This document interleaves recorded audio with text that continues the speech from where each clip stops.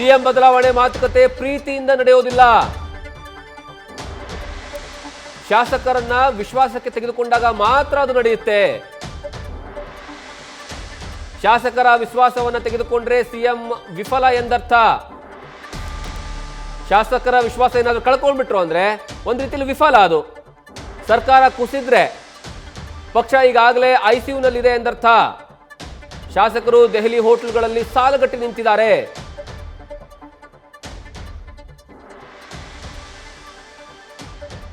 ಸರ್ಕಾರದ ಬಗ್ಗೆ ದೊಡ್ಡ ಮಟ್ಟದಲ್ಲಿ ಚರ್ಚೆಗಳು ನಡೆಯುವಂತಹ ಸಂದರ್ಭದಲ್ಲಿ ಈಗ ನಿಖಿಲ್ ಕುಮಾರಸ್ವಾಮಿ ಟ್ವೀಟ್ ಮಾಡಿದ್ದಾರೆ.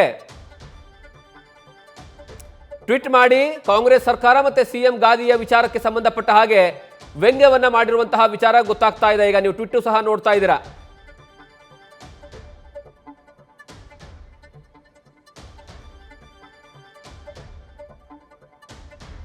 ಕರ್ನಾಟಕ ಸರ್ಕಾರ ಈಗಾಗಲೇ 2.5 ವರ್ಷ ಕಳೆದುಕೊಂಡಿದೆ.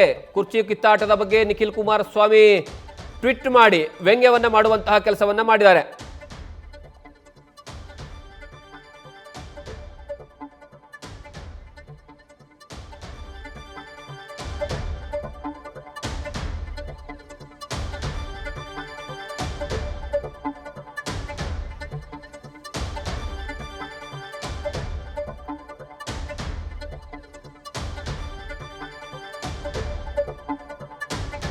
ಇನ್ನು ನಿಖಿಲ್ ಕುಮಾರಸ್ವಾಮಿ ಮಾಡಿರುವಂತಹ ಟ್ವೀಟ್ ಅನ್ನು ನೋಡೋದಾದ್ರೆ, ಕರ್ನಾಟಕದ ಜನರು ಕಾಂಗ್ರೆಸ್ಗೆ ಬಲವಾದಂತಹ ಜನಾದೇಶವನ್ನ ನೀಡಿದ್ರು.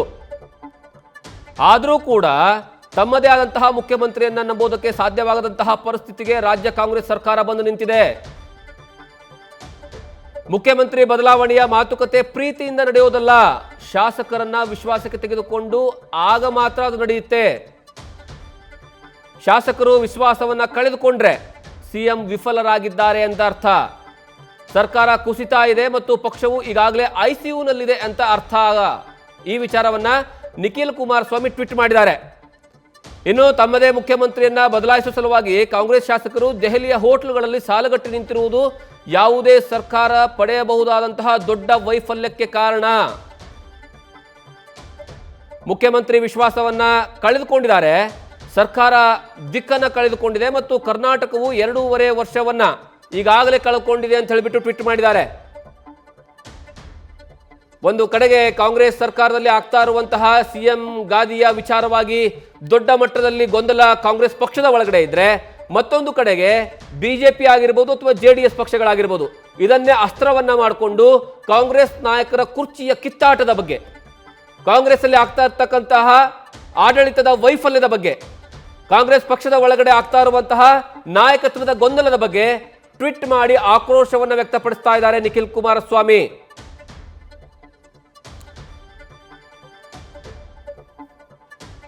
ಈಗಾಗಲೇ ದೊಡ್ಡ ಮಟ್ಟದಲ್ಲಿ ಕಾಂಗ್ರೆಸ್ ಪಕ್ಷದ ಒಳಗಡೆ ಇರುವಂತಹ ಬೇಗುದಿ ಬಹಿರಂಗ ಆಗಿರುವಂಥದ್ದು ಎಲ್ಲರಿಗೂ ಗೊತ್ತಿರುವಂತಹ ವಿಚಾರ.